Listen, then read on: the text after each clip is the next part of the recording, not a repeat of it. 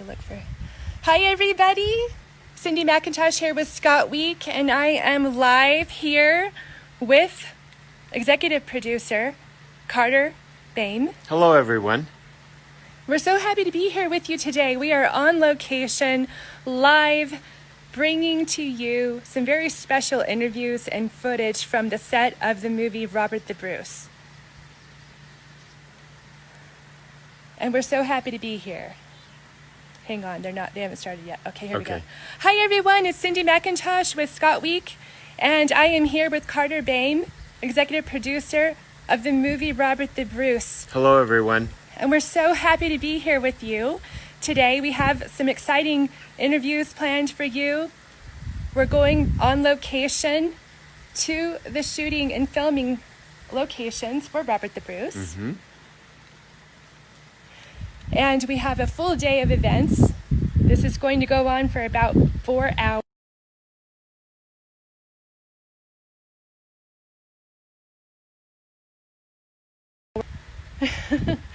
Okay, wow. And we have Zach McGowan's official fan club. Thank you for coming on. We will have Zach McGowan on today. We will have Anna Hutchison. Mm-hmm. Who else do we have? We have Angus McFadden. Brandon Lazard. Yes. And we have also Shoris Wallace. Wonderful. From Scotland. And one of our heroes, I might point out. Yes. As is Angus. Yes, absolutely. And we have such a wonderful day. So I just wanted people to know a little bit more about you and what you do and the Yellowstone Film Ranch. Who shot and filmed Robert the Bruce? About Robert the Bruce or the Film Ranch? Well, let's talk first about Robert the Bruce. Okay. And then tell us a little bit about who you are. Okay, well, executive producer Robert the Bruce, along with Chris Lazard. And we started this venture a couple of years ago. And I know I was on a FaceTime with Soros, and we were trying to decide, could Montana work or not? And after our FaceTime with Soros, he convinced us that he thought the pictures we were showing him was really Scotland. So at the end of that conversation, I looked at Richie and I said, I'm in. And that's when we started, and the adventure began then. Most of it was filmed here in Montana at the Six Shooter Ranch. And then, of course, we did go to Scotland, which was wonderful. And we absolutely needed that portion. And we feel that we've turned out a movie that is something that will be epic and last for the ages. And we're very proud of it, I might point out. Well, and I would also point out, it's stunningly beautiful. I mean, just every one of your sets that you've created here is very beautiful and very versatile as well. As we've toured the different locations that you had here. 2 years later, a year and a half later. Yes. Yeah, they will stand for the ages because we hired a group called Sound Color, who also built our Yellowstone Film Ranch studio. And these sets are permanent and will last lots longer than most of us will be alive. And it's interesting that we've got many requests from people that have seen the movie that said they would like to come up and view the sets. And it's so beautiful here. As we have Richie going to be joining us with Kelsey in just a moment. We're connecting. I'm just going to pan. Oh, there we are. There we are. Hi, guys. So we're being joined by director Richard Gray, Richie, and Kelsey Deanne, also of Scotweek. Hey guys. So good to see you. How we doing?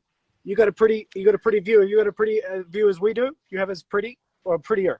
What do you got? You have a better view. We should probably We can turn around. Why don't we turn so we can see? We'll turn around. Our faces Let's will play be who's got the better view. Everyone can see the view. Depends which side you're on, right? Yeah. So we just wanted to talk about We wanted to talk about you guys before we start playing our wonderful interviews and the footage that we had on location here. Talk a little bit about the two of you and your project here with Yellowstone Film Ranch. And Carter's just been telling us about how you kind of got started and what you've been doing. And then also about the making of the film Robert the Bruce, which everyone's going to join in to watch today. Yeah, it was pretty exciting. I met Carter here in Montana, and I'm not sure if he told you the story already, but because timing, we didn't have much time. We needed to film the movie in the US as well as Scotland, of course, but we were worried that could Montana look like Scotland? We were lucky to have Shoris Wallace, who was in Braveheart and is a historian and just an all-round champion guy, and he's in our movie. And he would send Carter and I photos from different places in Scotland, Glencoe, Isle of Skye. We filmed all around Stirling, and we would then go and find matching places in Montana, and that's what I think convinced you, Carter. Is that right? That it was possible? Oh, absolutely. That was a defining moment, Richie. If you recall, when we hung up from FaceTime with Soros, I turned to you and I said, I'm in. And that was the beginning. That's it. I remember exactly. We're at a wine bar, funny enough. And yes, we were at a wine bar. And I believe we were having a very fine wine. If I'm not mistaken, I think it was a Camus. Ooh, nice. Ooh. Yeah, but the story, how the script came to us, we were very lucky. Anna Hutchinson is a very good friend of ours, an amazing actress. She was making a movie with Angus in the UK. And Angus was telling her about this script, Robert the Bruce, that he wrote with Eric Balgao. And they've been trying to make it for, I think, about 14 years. And Anna, being a longtime friend, said, I know a director who loves Braveheart, and he would like to read the script. But when I got the script, I was a little worried because, you know, with such an amazing film in Braveheart, you get nervous that, you know, what will this story be? Will it do it justice? And what was so cool was it took such a different story through line. We concentrate on the widow and the orphan children of the Bruce's wars. And it was so touching and heartfelt, and it felt like it felt like it would add something original rather than just, you know, doing a spin-off for no point. And when we read the script, we're so relieved because it was so beautiful. And it's a side of war that you don't usually get to see in these movies, and I think that's what attracted us to it. Absolutely. Plus, it has a very warming story, and it's about a family. And if you were looking for tons of fighting, there certainly is some, but it's more of a heartfelt story. Exactly. And we're so lucky. So go ahead. Oh, sorry. We're a little bit delayed. I'm so sorry about that, Richard. Please go ahead. No, I was joking. You go ahead. So it's really beautifully shot. For those of you who haven't seen it, you can go see it on Amazon. It's available digitally. You can get it, and we'll have down in the subtitles below links to where you can get this. Also links to the Yellowstone Film Ranch and everything you want to know about these two amazing gentlemen and what they do here. But I really enjoyed the film because I feel like, you know, having family from Scotland, a lot of family there still, and learning about Robert the Bruce and kind of growing up. So you get a different flavor, I feel like, when you're in Scotland of the story of Robert the Bruce. Absolutely. You get to know a little more of the history about the spider and the spider's web, where most, I think, people around the world don't really get that part of the history and don't get to see that. And I think, you know, it's 25-year anniversary of William Wallace's movie, yes, Braveheart, and so 700 years, 700-year anniversary of the Declaration of Arbroath. Yeah, and so it's a significant year to have this movie, and I think, you know, it's so relevant right now. With here you have Robert the Bruce in a cave, isolating. He's isolated, and he's talking to a spider, but just he's so inspirational because he knows I'm coming out, you know, I'm getting out of here. And obviously he goes on to become King of Scotland and a very successful King of Scotland, probably the most successful of all the kings of Scotland, the most well-known certainly. So it's an amazing story and so relevant right now and such a beautiful thing to watch. If you haven't already seen it, you need to see it right now. We think Well, that Angus, this movie actually... go ahead. Go ahead. No, you go, buddy. I was going to say, one of the things we felt is that we are making a bit of a difference with this movie. When we did our world premiere in Edinburgh, we opened throughout Scotland, and we had some interesting things happen. One of them was we made the front page of several of the newspapers that Cineworld banned us, and I think it was because of some of the controversy going on with Britain, but this has nothing to do with that. This is Scots against Scots. But eventually we won because Cineworld called us and said we acquiesce because we're now going to show Robert the Bruce. And what made that happen was 5,000 of the Scots that had bought memberships in Cineworld had turned in their cards and said, we're not going to Cineworld. Wow. So we feel like we really won, and it was a great feeling for all of us and cast and crew. Absolutely. And I just want to shout out to one of our sponsors is the Scottish Business Network, and Russell Exulta is on here right now. Russell Dougleash is the chairman. So we just want to give a shout out to him and all the work. Hi, Russell. And he just said the premiere was such a big success in Scotland. So thank you, Russell. Thank you very much. We got there's so many Scots in America and obviously in Australia. My father's side is from Glasgow. My mother's side is from Tipperary, and my father's side came to actually Washington State, which is the neighboring state to where we are now, and they're in Spokane, and I think it's why I feel so comfortable here, because I feel like I'm in the UK, and I think that's why the film worked. And we had amazing actors, you know, Shoris Wallace, Zach McGowan, Anna, Jared Harris, and the children, Talitha and Gabriel Bateman and Brandon Lassard. They made the film work with Anna and their relationship.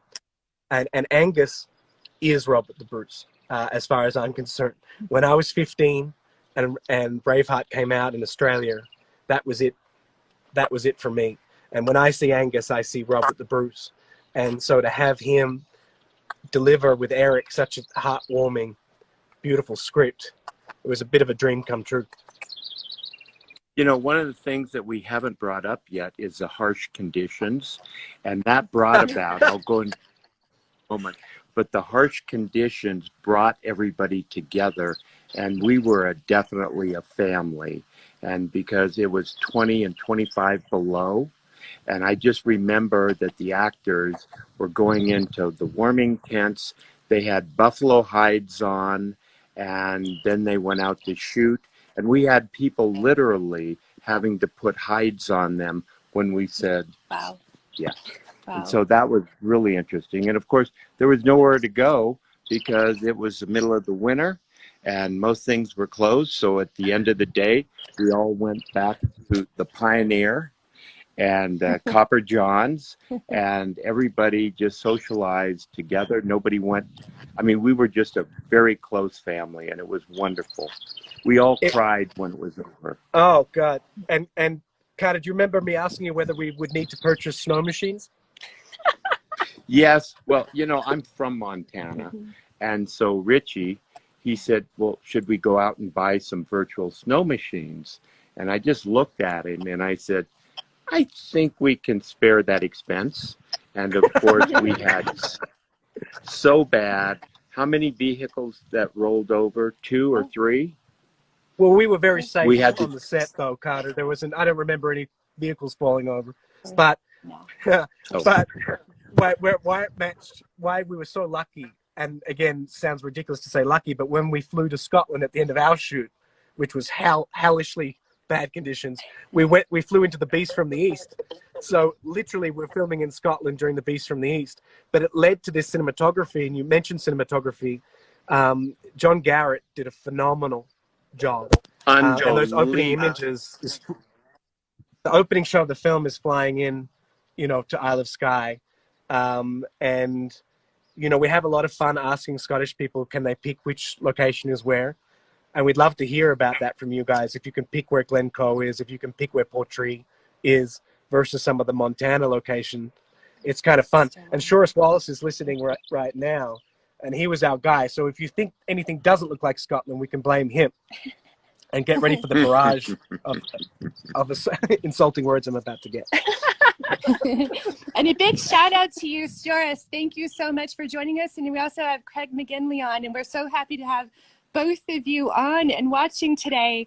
And I just want to say before we shut down in 3 minutes with what we're doing here, and we'll be back with you later on today a couple more times, but please do watch, because we have Shoris Wallace interview.